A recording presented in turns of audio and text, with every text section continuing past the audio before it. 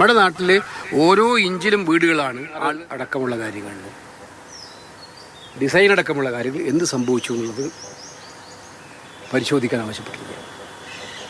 CNDG-യോട് audit ചെയ്യണമെന്ന് ആവശ്യപ്പെട്ടിരിക്കുകയാണ്. Number 2, national highway of India authority ചെയർമാൻ്റെ നേതൃത്വത്തിൽ ഒരു സംഘം അടിയന്തരമായിട്ടും PSC ആവശ്യപ്പെട്ടതനുസരിച്ച് ശനി, ഞായർ, തിങ്കൾ ദിവസങ്ങളിൽ ചെയർമാനും അംഗങ്ങളും കേരളം സന്ദർശിക്കണം. അവരോട് ഈ അപകടമുണ്ടായ സ്ഥലങ്ങൾ മാത്രം സന്ദർശിക്കാനല്ല പറഞ്ഞിരിക്കുന്നത്. ഇതേ അപകടങ്ങൾ വരാനിരിക്കുന്ന പല സ്ഥലങ്ങളിലുമുണ്ട്.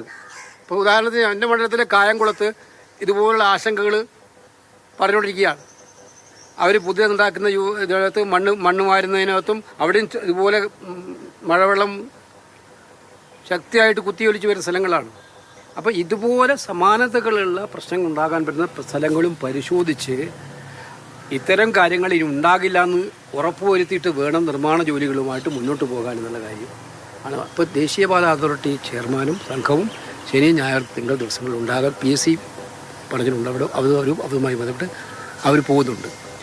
ഇത് കൂടാതെ 3 അംഗങ്ങൾ ഉൾപ്പെടുന്ന ഒരു ടെക്നിക്കൽ എക്സ്പേർട്ട് ടീമിനെ ഇതുമായി പരിശോധിക്കാൻ അവർ അന്ന് IIT പാലക്കാട്, CRRI, GSI ഈ 3 ടെക്നിക്കലുകൾ ഉൾപ്പെടുന്നവർ വെച്ചുകൊണ്ട് ഒരു ടെക്നിക്കൽ സംഘം കൂടുതൽ വിദഗ്ധന്മാരെ ഉൾപ്പെടുന്നുകൊണ്ട് എവിടെയാണ് സംഭവിക്കുന്നത് ബന്ധപ്പെട്ട് പോകാൻ തീരുമാനിച്ചിട്ടുണ്ട്.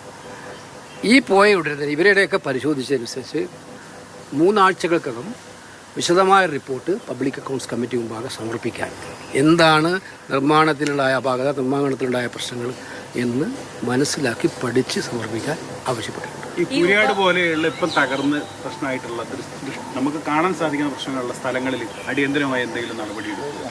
അല്ല, അതാണ് അടിയന്തരമായി നടപടിയെടുക്കാനാണ് ഈ ടെക്നിക്കൽ ടീമിനെ അയച്ച് അവരുടെ അഡ്വൈസിനനുസരിച്ച് നടപടി എടുക്കാനാണ് ഇപ്പോൾ അവർ പറഞ്ഞിരിക്കുന്നത്. ആണ് ലേമെൻ്റ് അഡ്വൈസ് അനുസരിച്ചല്ലോ നടത്തേണ്ടത്. മാത്രമല്ല അങ്ങനെ ഒരു പാച്ച് വർക്ക് നടത്തിക്കൊണ്ട് തീരുന്നതല്ലല്ലോ ഈ പ്രശ്നം. തകർന്നെടുത്ത് ഇന്ന് വീണ്ടും തകർന്നു അവിടെ കുരിയാട്. അപ്പോൾ നമ്മൾ മനസ്സിലാക്കേണ്ടത് ഡിസൈനിലുണ്ടായ കുഴപ്പമാണെന്ന് പറഞ്ഞാൽ ആ ഡിസൈനിലുണ്ടായ കുഴപ്പം ആ റോഡ് മൊത്തം കൺസ്ട്രക്ട് ചെയ്ത റോഡിന് മൊത്തം ബാധിക്കുന്നതല്ലേ അതല്ലേ. അപ്പോൾ അതുകൊണ്ട് വിശദമായ സാങ്കേതിക പരിശോധന നടത്തി കറക്റ്റീവ് മെഷേഴ്സ് എടുക്കാൻ വേണ്ടിയിട്ടുള്ള നിർദ്ദേശം കൊടുത്തു. അതനുസരിച്ച് അവർ ആ റിപ്പോർട്ടുകൾ അവർ 3 ആഴ്ചക്കകം കമ്മിറ്റിക്ക് തരാൻ ആവശ്യപ്പെട്ടു. ഈ ഉപകരാറുകളിലും പ്രശ്നങ്ങളുണ്ട്. അല്ല, അതിനകത്ത് വ്യാപകമായിട്ടുള്ള അഴിമതി ഉണ്ട് എന്നുള്ള ആക്ഷേപമുണ്ട്. ഞാനിപ്പോൾ അഴിമതി ഉണ്ടെന്ന് ഇപ്പോൾ പരസ്യമായിട്ട് രേഖകളുടെ അടിസ്ഥാനത്തിൽ എനിക്ക് പറയാൻ പറ്റുള്ളൂ PSC ചെയർമാൻ എന്ന നിലയിൽ. അപ്പോൾ അതുകൊണ്ടാണ് CNDG ഓഡിറ്റ് ചെയ്യട്ടെ എന്ന് നിങ്ങളെ പറഞ്ഞത്. CNDG തന്നെ ഓഡിറ്റ് ചെയ്യട്ടെ. അപ്പോൾ അവരുടെ മുമ്പിൽ എല്ലാം വരുമല്ലോ. CNDG ഓഡിറ്റ് അല്ല, നമ്മൾ സാമ്പിൾ സർവേ ആയിട്ട് ഒരു കേരളത്തിലെ ദേശീയപാതയുമായി ബന്ധപ്പെട്ട കാര്യങ്ങൾ ഓഡിറ്റ് ചെയ്യാനാണ് അവരോട് പറഞ്ഞിരിക്കുന്നത്.